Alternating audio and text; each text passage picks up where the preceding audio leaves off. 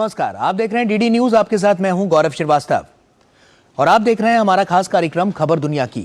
खबर दुनिया की में आज की कड़ी में बात होगी इजराइल हमास युद्ध में आए नए मोड़ की, न्यूजीलैंड के पीएम के रूप में क्रिस्टोफर लक्सन के शपथ ग्रहण की, चीन में निमोनिया के साथ ही सांस की कई दूसरी बीमारियों के बढ़ते मामलों की, क्रीमिया प्रायद्वीप में आए तूफान से हुई तबाही की और पश्चिम अफ्रीकी देश सिएरा लियोन की राजधानी में लगे कर्फ्यू की। साथ ही इसके अलावा होगा और बहुत कुछ, लेकिन सबसे पहले नजर हेडलाइंस पर। इजराइल हमास के बीच संघर्ष विराम जारी। कतर ने दोनों पक्षों के बीच संघर्ष विराम और 2 दिन बढ़ने का किया दावा। एलन मस्क ने इजराइल का दौरा कर हमले वाली जगहों का किया दौरा। नेतन्याहू ने कहा, हमास को खत्म करना हमारा पहला मिशन।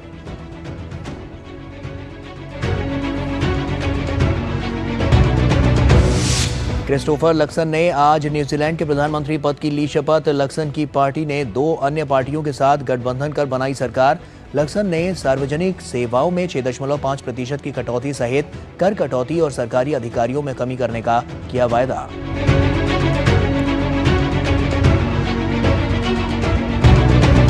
चीन में मिस्टीरियस निमोनिया का जोखिम तेजी से बढ़ा। तेज बुखार के साथ सांस फुला देने वाली इस बीमारी के कारण हजारों मासूम बच्चे अस्पताल में भर्ती। चीन ने बताया इसके पीछे नहीं है कोई नया वायरस।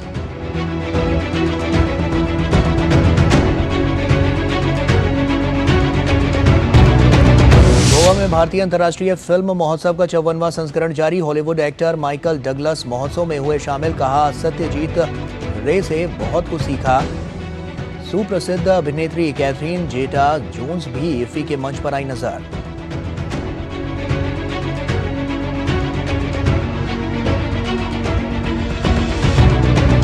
आयरिश लेखक पॉल लिंच को प्रतिष्ठित बुकर पुरस्कार से किया गया सम्मानित। पॉल लिंच को उनकी किताब प्रॉफिट सॉन्ग के लिए मिला सम्मान। प्रॉफिट सॉन्ग निरंकुशता की चपेट वाले आयरलैंड की दिखाता है तस्वीर।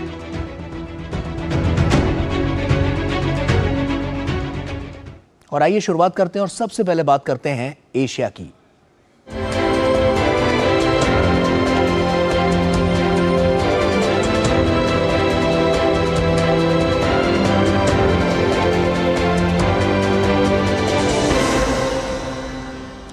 1.5 महीने से ज्यादा समय तक चले इजराइल हमास युद्ध के बाद शुक्रवार से जारी सीज फायर का आज अंतिम दिन है। ऐसे में बंधकों की रिहाई को लेकर दोनों पक्ष विस्तार के लिए सहमत हो सकते हैं। इस बीच कतर ने दावा किया है कि दोनों पक्षों के बीच मानवीय संघर्ष विराम को और 2 दिन के लिए बढ़ा दिया गया है। पिछले 7 अक्टूबर से इजराइल और हमास के बीच जारी संघर्ष के कारण अब तक हजारों लोग अपनी जान गंवा चुके हैं।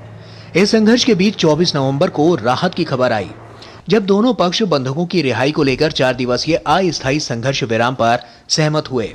इस दौरान दोनों पक्षों की ओर से बंधकों और कैदियों को रिहा किया गया। इजराइल हमास के बीच संघर्ष विराम का आज चौथा और अंतिम दिन है, लेकिन ऐसे संकेत मिल रहे हैं कि दोनों पक्षों के बीच अस्थायी युद्ध विराम की अवधि बढ़ सकती है। इस बीच इजराइल ने कहा है कि अगर हमास द्वारा और अधिक बंदियों को रिहा किया जाता है तो वो संघर्ष विराम की अवधि बढ़ाने के लिए तैयार है। इजरायली सरकार के प्रवक्ता एलोन लेवी ने कहा कि हमास के कब्जे में अभी भी 184 इजरायली बंधक मौजूद हैं। वर्तमान में रिहा किए जाने वाले बंधकों की सूची पर चर्चा चल रही है, जो रात भर में प्राप्त हुई थी। ज्यादा से ज्यादा बंधकों की रिहाई को लेकर संघर्ष विराम के विस्तार का विकल्प खुला हुआ है। हम सभी को घर लाने की राह पर हैं। इजराइल का सैन्य दबाव है जिसने हमास को उन बंधकों को रिहा करने के लिए सहमत होने के लिए मजबूर किया है। गौरतलब है कि इजराइल ने जब इस समझौते का आधिकारिक ऐलान किया था, तभी बताया था कि समझौते में एक क्लॉज है जिसमें हर अतिरिक्त 10 बंधकों को छोड़ने के बदले ये अस्थायी युद्ध विराम 24 घंटों के लिए बढ़ा दिया जाएगा। वहीं फिलिस्तीन ने कहा है कि कतर, मिस्र, अमेरिका, यूरोपीय संघ और स्पेन गाजा में अस्थायी युद्ध विराम को बढ़ाने के लिए काम कर रहे हैं। हर कोई संघर्ष विराम के लिए काम कर रहा है। कतर, मिस्र, अमेरिका, यूरोपीय संघ, स्पेन, फिलिस्तीन, हम सभी संघर्ष विराम को आगे बढ़ाने के लिए काम कर रहे हैं। सबसे ज्यादा महत्वपूर्ण बात यह है कि संघर्ष विराम को आगे बढ़ाना जारी रखा जाए, क्योंकि संघर्ष विराम को बढ़ाने का मतलब है हिंसा रोकना।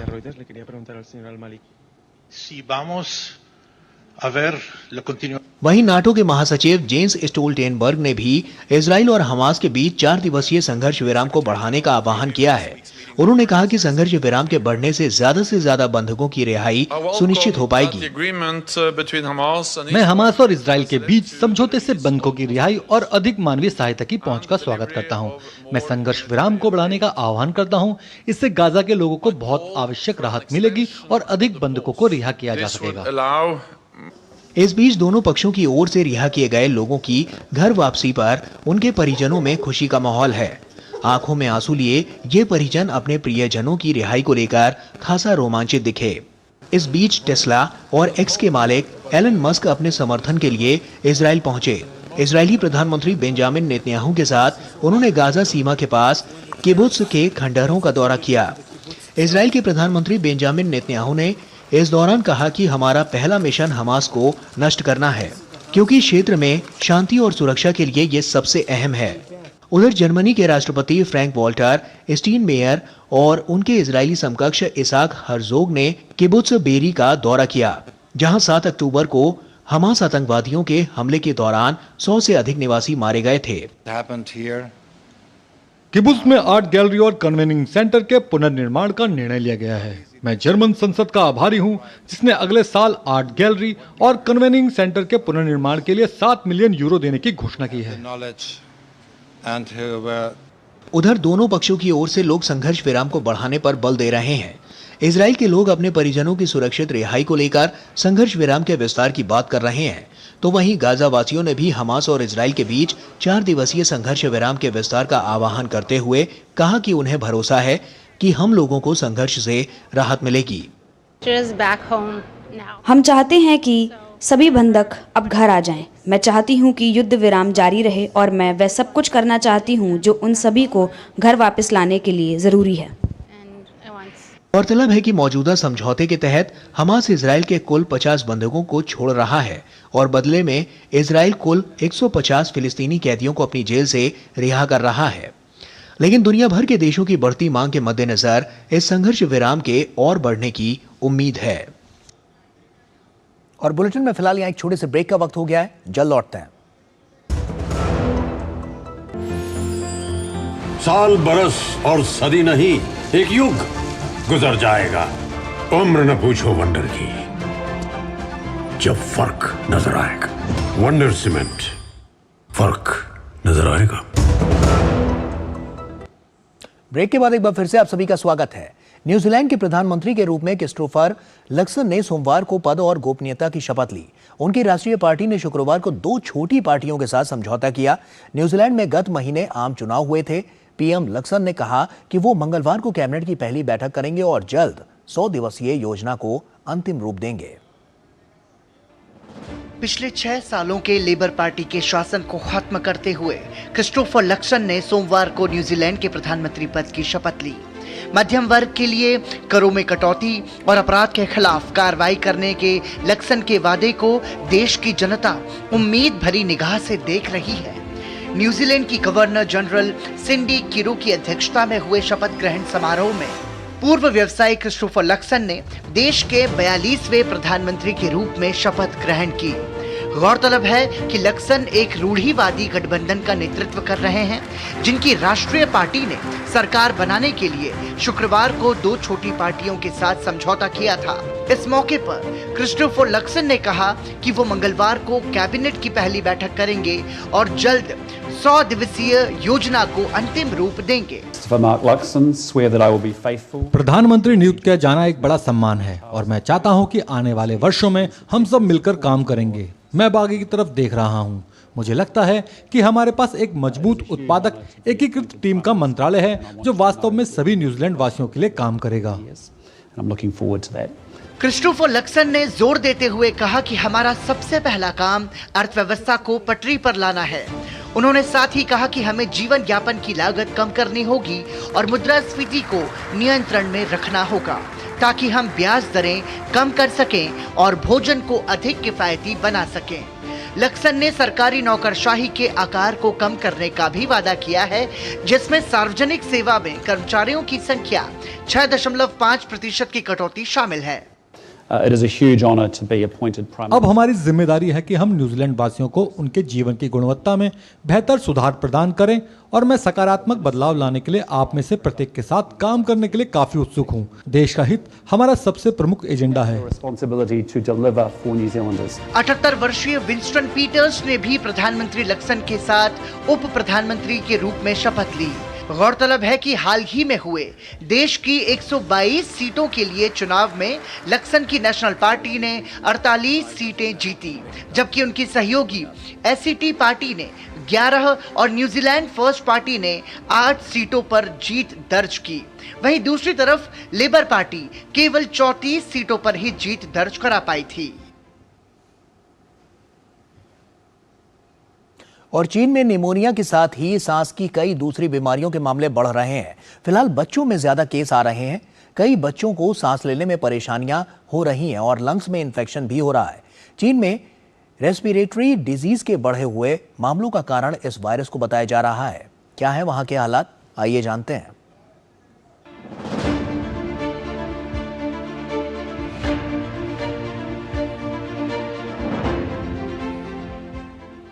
कोरोना महामारी के प्रकोप के बाद भी चीन के लोग राहत की सांस नहीं ले पा रहे हैं। कोविड-19 जैसी भयंकर बीमारी के बाद अब यहाँ एक और रहस्यमयी बीमारी फैल रही है।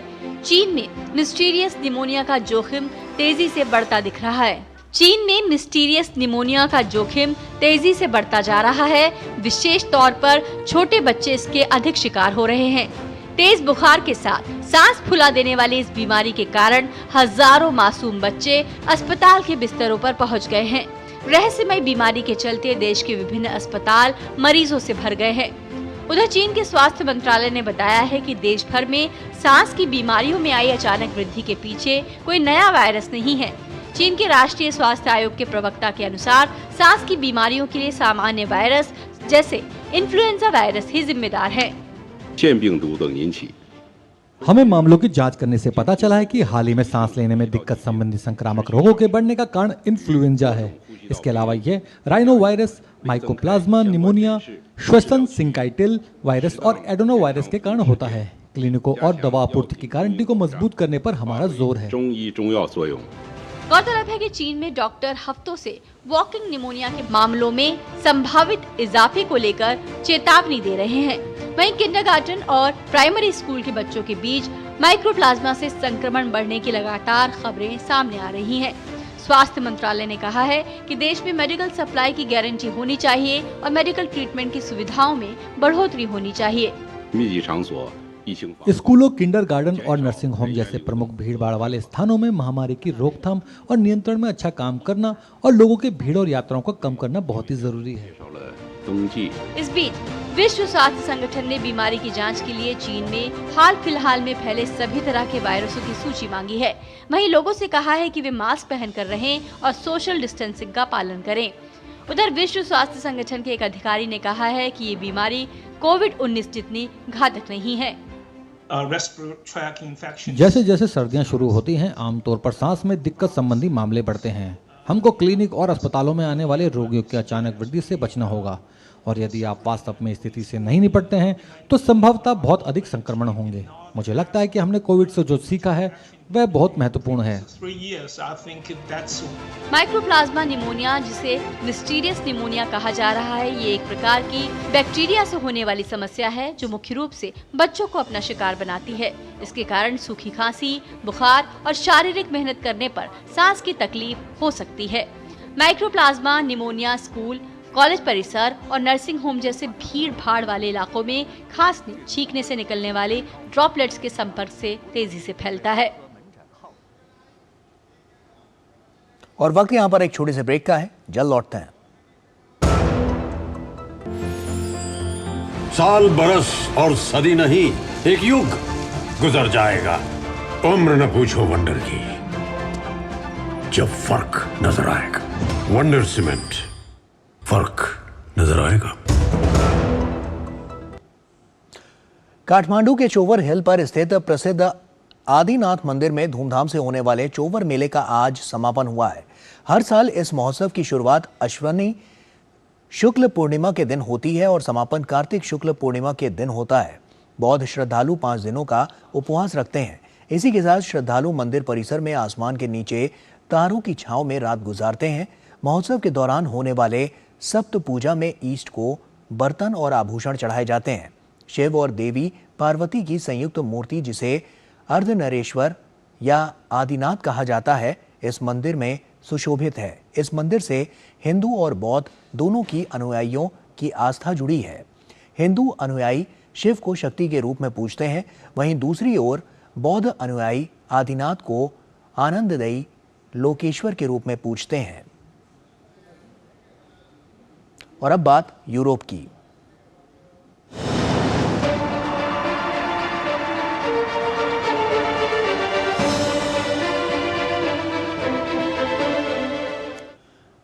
क्रीमिया प्रायद्वीप में आए तूफान ने भारी तबाही मचा दी है। लगभग 20 लाख लोग बिजली न होने के कारण अंधेरे में जीवन गुजर बसर करने को मजबूर हैं।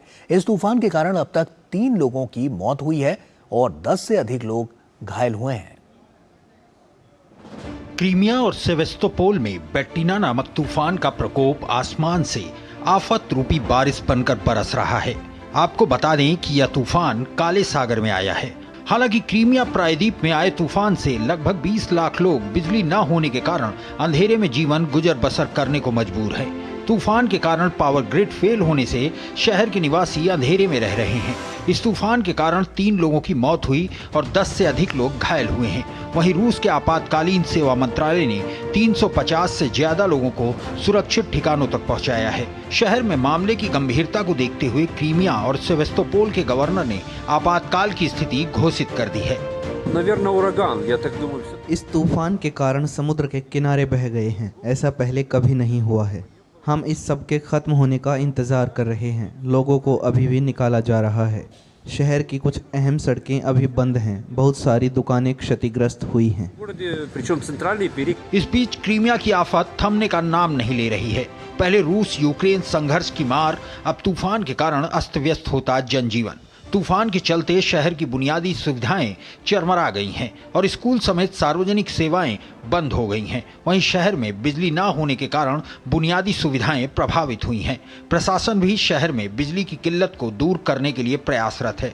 इस बीच लोगों को घर के अंदर रहने की हिदायत दी है और निजी वाहनों का उपयोग करने से बचने को कहा गया है।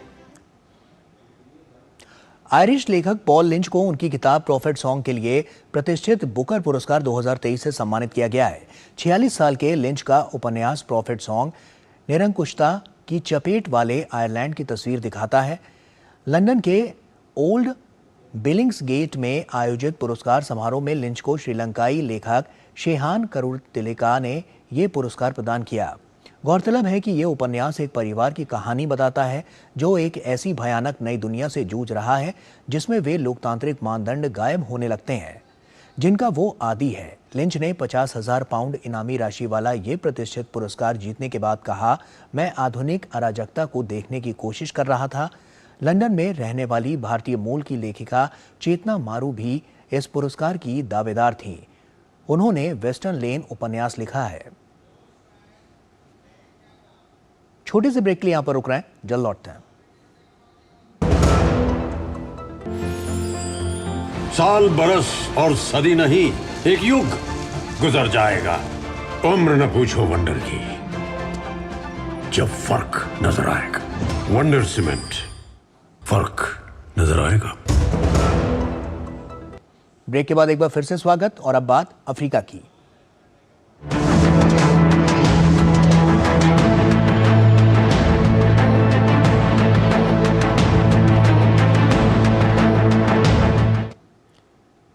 पश्चिम अफ्रीकी देश सियरा लियोन की राजधानी में सैन्य बैरकों पर बंदूकधारियों के हमले के बाद रविवार को देशव्यापी कर्फ्यू लागू किया गया था, लेकिन राष्ट्रपति जूलियस माडा ने एक दिन बाद ही देश की राजधानी में लगे कर्फ्यू को हटाने का ऐलान किया। साथ ही इन आपराधिक घटनाओं में शामिल आरोपियों को गिरफ्तार कर लिया गया है और हमले से जुड़े कारणों की जांच की जा रही है।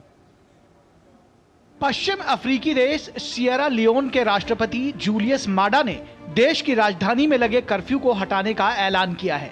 आपको बता दें कि बीते रविवार को सियरा लियोन की राजधानी फ्री टाउन की सुरक्षा व्यवस्था में सेंध लगाने के प्रयास हुए थे। पाडेम्बा रोड स्थित जेल से अज्ञात हमलावरों की मदद से कुछ कैदी भागने में कामयाब रहे और एक पुलिस स्टेशन पर भी हमला किया गया। साथ ही शहर में स्थित सैन्य शस्त्रागार पर भी हमला हुआ। शहर में बेकाबू हुए हालात पर काबू पाने के लिए कर्फ्यू लगाया गया था। हालांकि शहर में कर्फ्यू हटने के बाद से शांति बहाल हुई है। वहीं इन आपराधिक घटनाओं में शामिल आरोपियों को गिरफ्तार कर लिया गया है और हमले से जुड़े कारणों की जांच की जा रही है। रविवार को सैन्य बैरकों की सुरक्षा में सेंधमारी का मामला सामने आया है। साथ ही जेल में कैदी भी फरार हुए हैं। ज्यादातर आरोपियों की गिरफ्तारी हो चुकी है। सुरक्षा अभियान और मामले पर जांच जारी है। हम जिम्मेदार लोगों की जवाबदेही तय करने में लगे हुए हैं। आसपास के देशों का सबक देश के मौजूदा राष्ट्रपति जूलियस माडा बायो को याद था। तख्ता पलट की आशंका के बीच उन्होंने देशवासियों से फौरन अपील की और कहा कि बंदूकधारियों को खदेड़ दिया गया है और शांति कायम कर दी गई है। उन्होंने साथ ही अज्ञात हमलावरों के खिलाफ कड़ी कार्रवाई की बात करते हुए कहा कि वो किसी भी हमले से निपटने में सक्षम हैं। मैं सुरक्षा बलों के साथ नागरिकों के सहयोग के लिए उन्हें धन्यवाद देता हूं। ऐसे समय में हमारी राष्ट्रीय एकता सबसे जरूरी हो जाती है। हमारी ताकत एकता में ही है और एकजुटता से हम अपने रास्ते में आने वाली चुनौतियों पर काबू पा सकते हैं। गौरतलब है कि साल 1991 से 2002 तक सियरा लियोन गृह युद्ध की आग में जलता रहा है। इस गृह युद्ध में 50,000 से ज्यादा लोगों ने अपनी जान गंवाई थी। जून में सियरा लियोन में दोबारा राष्ट्रपति पद के लिए निर्वाचन हुए थे। इसके बाद से देश में राजनीतिक हालात अस्थिर हैं। चुनाव के बाद हुई अशांति के कारणों को गंभीरता से देखा जाए तो मुख्य विपक्षियों समेत देश के विदेशी भागीदारों ने चुनाव के परिणामों को सिरे से नकार दिया था। और वक्त यहां पर एक और छोटे से ब्रेक का है, जल्द लौटते हैं। साल बरस और सदी नहीं, एक युग गुजर जाएगा। उम्र न पूछो वंडर की, जब फर्क नजर आएगा। वंडर सीमेंट, फर्क नजर आएगा। और आइए आगे बढ़ते हैं और अब बात करते हैं विश्व संस्कृति की।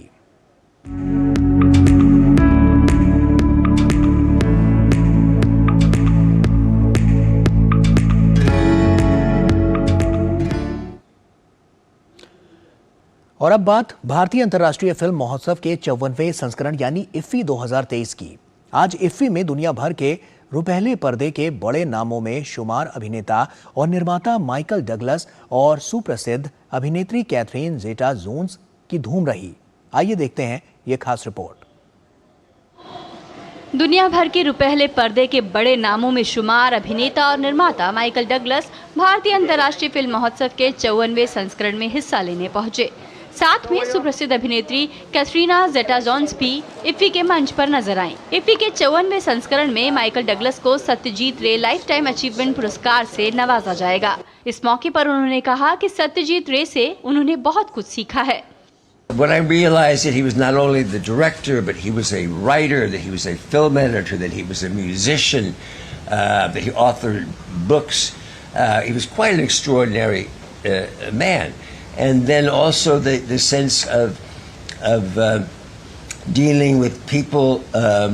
He would not think of being heroic or large scale, but showing a reality and a texture that we had known about. All left me with an impression. Michael Douglas ने ऑस्कर से लेकर Amy और golden globe awards, palm Dior, can जैसे कई प्रतिष्ठित पुरस्कार अपने नाम किए हैं। इस फहरिस्त में एक और प्रतिष्ठित पुरस्कार जुड़ गया है। इस मौके पर उन्होंने ये भी कहा कि भारतीय सिनेमा आज वैश्विक मंच पर अपनी मौजूदगी लगातार दर्ज करा रहा है। Let me just thank the IFFI so much. Thank you so much for all the good work that you've been doing on this festival. Congratulations! It's a great job, and thank you all so much for being here. इस मौके पर विख्यात अभिनेत्री Catherine zeta-Jones भी मौजूद थी। Film Om Shanti Om और lunch box का जिक्र करते हुए उन्होंने भारतीय फिल्मों में काम करने की इच्छा जताई। When my kids were very small, my son will tell you that we showed him Om Shanti Om, which was one of my favorite movies. And Dylan had to, when his kids' friends came over, he's like, "Do you want to see a movie from India?"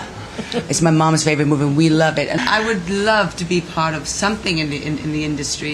In fact, one of my favorite movies, which is not Bollywood, is called The Lunchbox, which is one of my favorite movies of all time.